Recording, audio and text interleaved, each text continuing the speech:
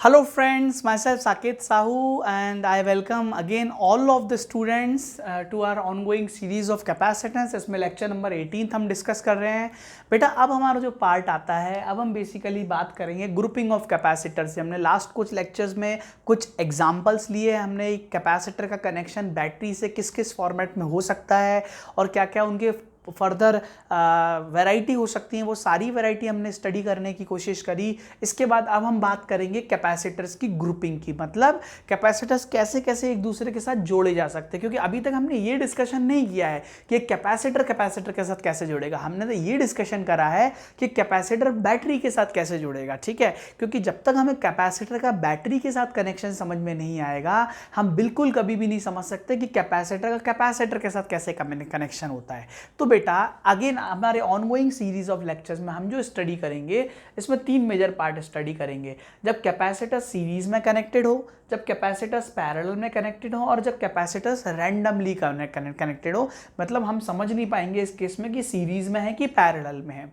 इन तीनों केसेस को हम बहुत डेप्थ में लेके कवर करेंगे। नाउ तो सबसे पहले हम जो ग्रुपिंग करेंगे वो सीरीज ग्रुपिंग। बेटा मुझे आपको समझाने की शायद ज़रूरत नहीं है कि सीरीज कैसे होता है। जैसे एक दूसरे का हाथ पकड़ के अगर हम खड़े हो जाएं तो हम सीरीज कनेक्शन में हो जाएंगे, है ना। ऐसा ही अलग अलग कैपेसिटर्स जब अलग अलग एक दूसरे का हाथ पकड़ के जब खड़े हो जाते हैं तो उसको सीरीज कनेक्शन बोलते हैं, है ना। तो इस टाइप के कनेक्शन को हम सीरीज कनेक्शन बोलते हैं। एक्चुअली हम इसको स्टडी क्यों कर रहे हैं, क्योंकि हमें ये डेवलप करना है कि जब मल्टीपल कैपेसिटर एक ही साथ सीरीज में कनेक्ट हो जाते हैं तो क्या हम उस सिस्टम को एक इक्विवेलेंट कैपेसिटेंस बना सकते हैं क्या, और अगर हम इक्विवेलेंट कैपेसिटेंस बना सकते हैं तो उसका रिजल्ट क्या होता है, और हम ये सब चीज़ें डिस्कस करेंगे। ठीक है, काफ़ी इंपॉर्टेंट पार्ट है, फंडामेंटल पार्ट है, तो हम ध्यान से समझेंगे। तो इस पर्टिकुलर केस में हम जो स्टडी करने वाले हैं, देखिए मैं आपको बता दूं, जैसे मान लीजिए एग्जांपल, एक कैपेसिटर ये है, एक कैपेसिटर ये है, एक कैपेसिटर ये। जैसे मान लीजिए ऐसे करते करते कुछ कैपेसिटर्स लगे, ये कैपेसिटेंस C1 कैपेसिटेंस का, ये C2 का, ये C3 का। ऐसे करते करते जितने भी कैपेसिटर हम ऐसे लाइन में लगेंगे, इसी ग्रुपिंग को हम क्या बोलते हैं, this is a series grouping. ऐसे करके खड़े हों।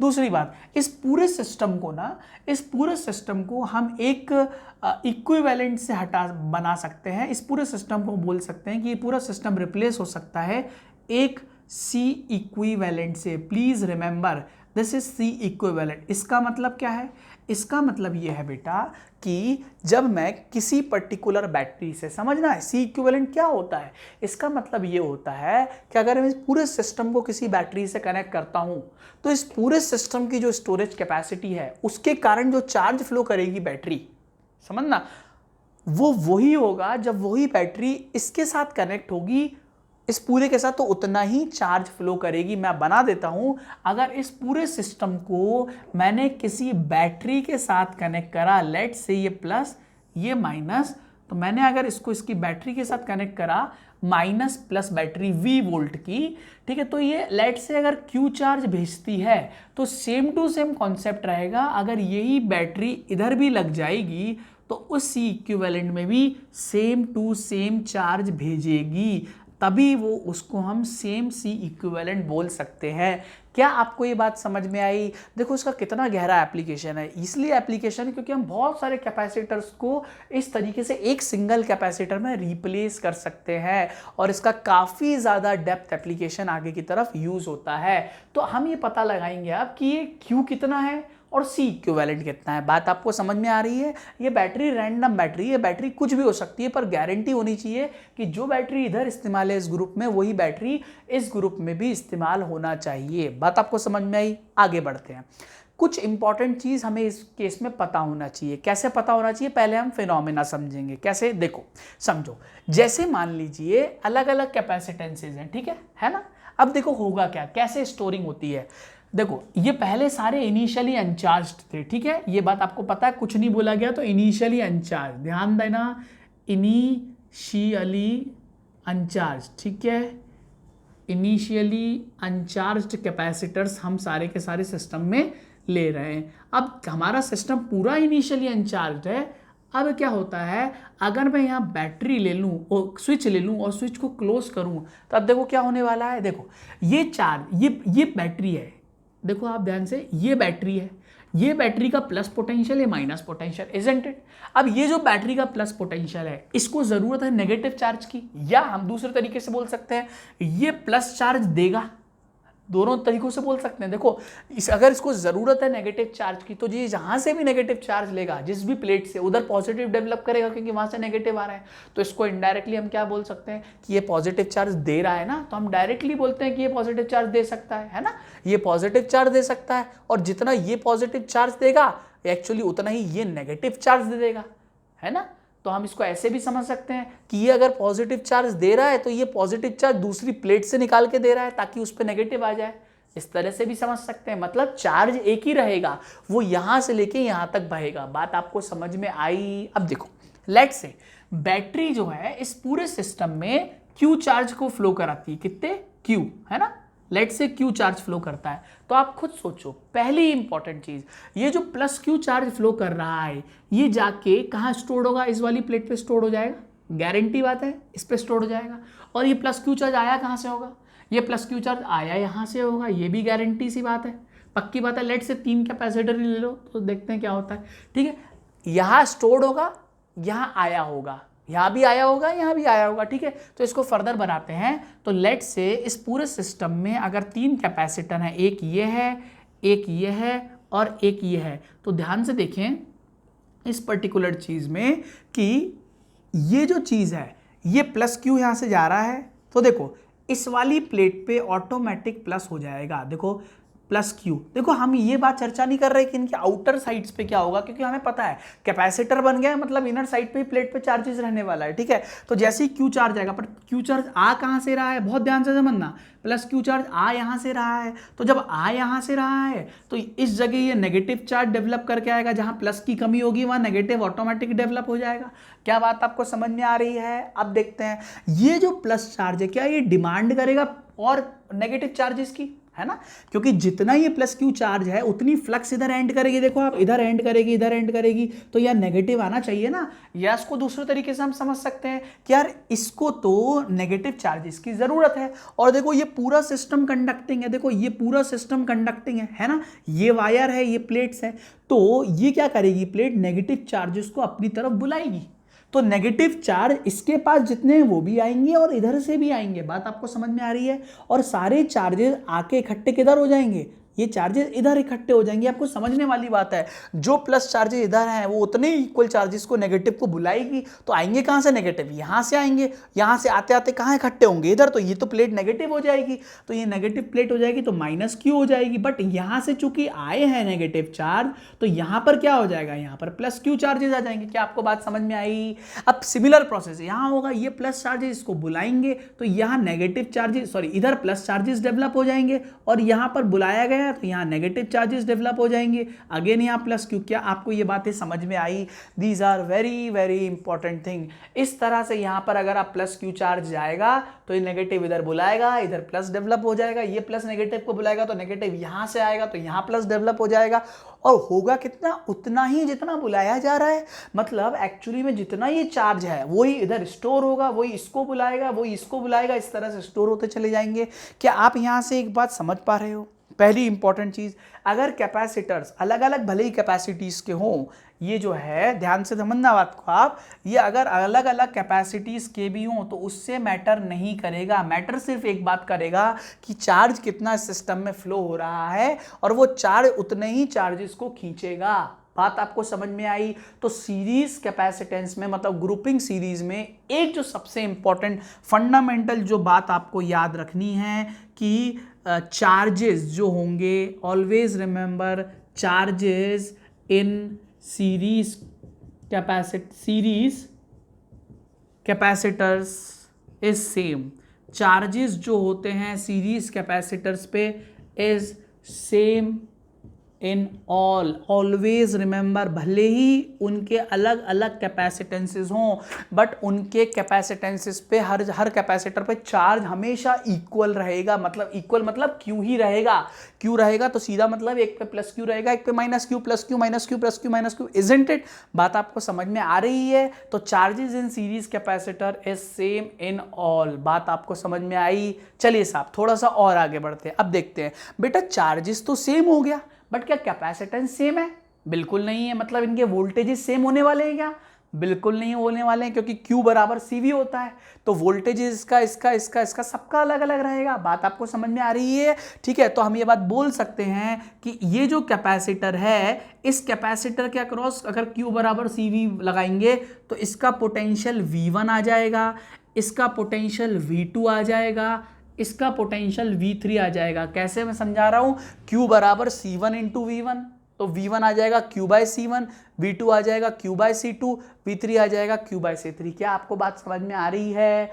Very good. तो अब देखिए, तो दूसरी इंपॉर्टेंट बात देखो आप ध्यान से, potential difference PD across each capacitor, across each different capacitor, each different capacitor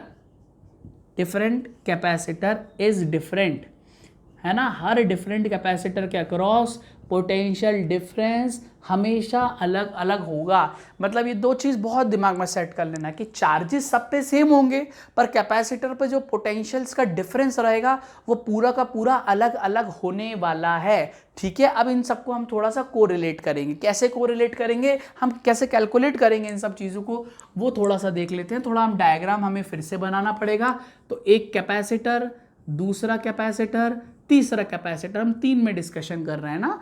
तो देखिए, ये पूरा सिस्टम का हमने बैटरी बना दी, और माइनस प्लस ये V वोल्ट। अब मुझे पता चल गया है इसका कैपेसिटेंस C1 है, इसका कैपेसिटेंस C2 है, इसका कैपेसिटेंस C3 है। ठीक है, और ये पूरा का पूरा सिस्टम को मैं एक ऐसे इक्विवेलेंट से रिप्लेस कर रहा हूँ कि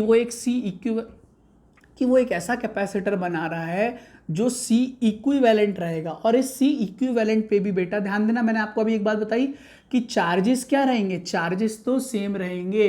तो इस पे अगर Q चार्ज जा रहा है तो यहाँ पर भी Q चार्ज ही जाएगा। तो बेटा इसके इक्विवेलेंट पे भी इधर प्लस Q आ जाएगा, और इधर पर कितना आ जाएगा, माइनस Q, है ना। और ये पूरा C इक्विवेलेंट है। और मुझे ये भी बात समझ में आ गई है कि यहाँ पूरे पे प्लस चार्ज है, ठीक है, और यहाँ पर माइनस चार्ज। तो मुझे पूरी बात ये वाली समझ में आ गई कि यहाँ पर भी प्लस चार्ज रहेगा, माइनस रहेगा, यहाँ प्लस, यहाँ माइनस, यहाँ प्लस, यहाँ माइनस, और रहेगा कितना, जितना बैटरी से होके जा रहा है, जो मैंने अभी आपको समझाया है ना। तो देखो, अब मैं इस बात में ऐसा बोल सकता हूँ क्या, देखो मैं प्रीवियस नॉलेज अपनी लगा रहा हूँ।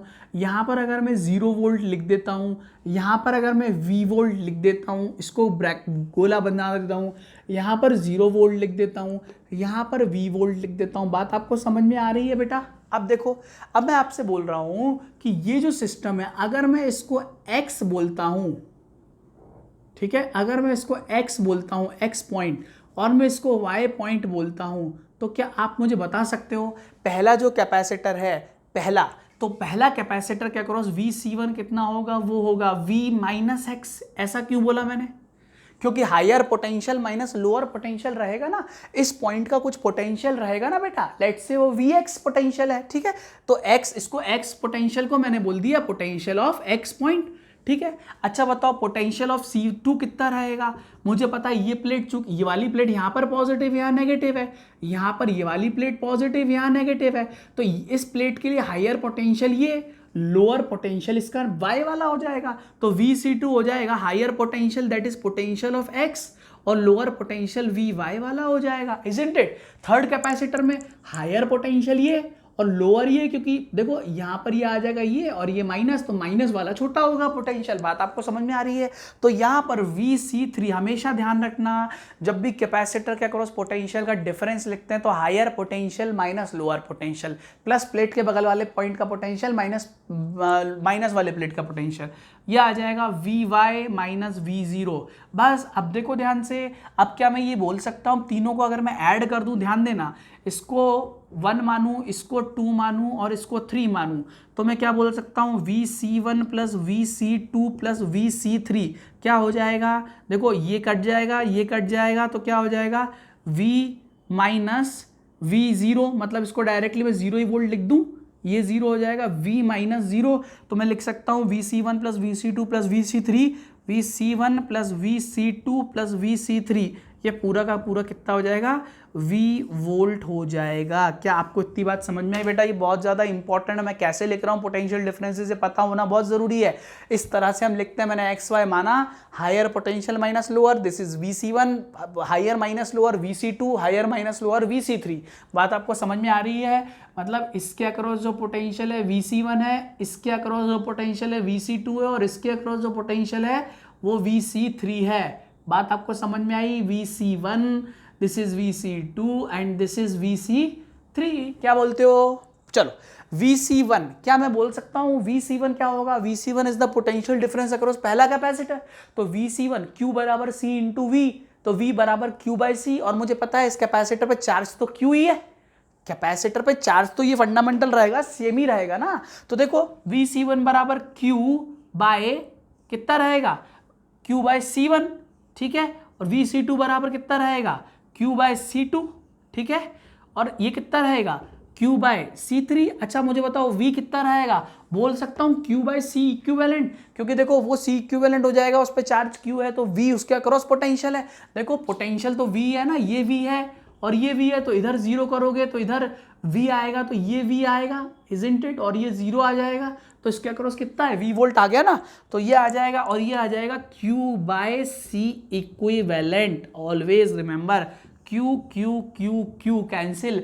तो हमारे पास जो बेटा रिजल्ट आ गया है वो हमारा आ गया है बेसिकली कि सर जो टोटल C इक्विवेलेंट आएगा, C इक्विवेलेंट से पहले हमें लिख लेते हैं कि 1/C इक्विवेलेंट जो आएगा वो आएगा sir 1/C1 plus 1/C2 plus 1/C3, ये बनेगा। दैट मीन्स अगर कैपेसिटर्स मल्टीपल हो जाएं तो भी सीधे सीधे चलता चला जाएगा फॉर एन कैपेसिटर, है ना? बात समझ में आ रही है आपको?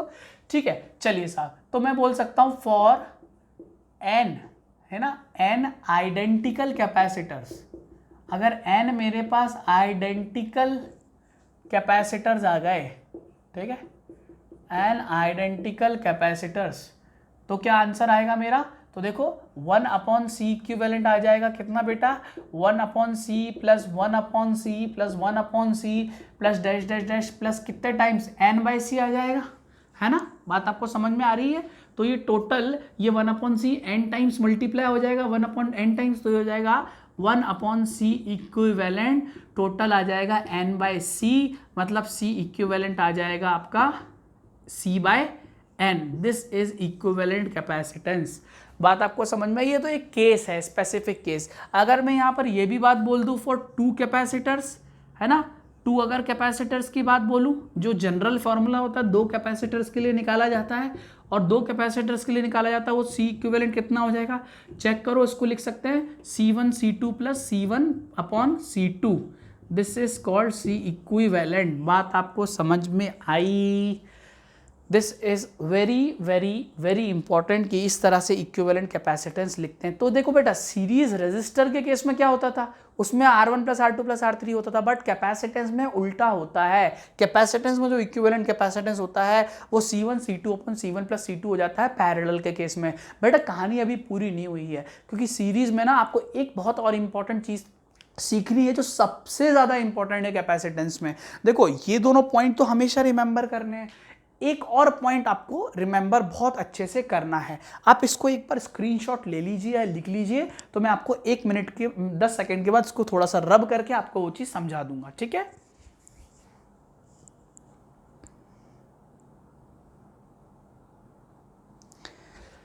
ओके गाइज, आई होप आप लोगों ने इसका स्क्रीनशॉट ले लिया होगा।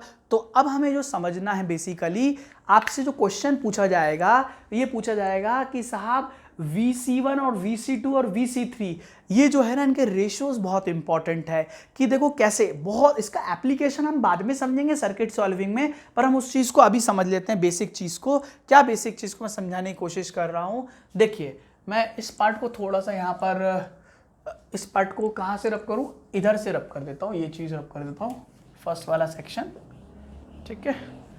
तो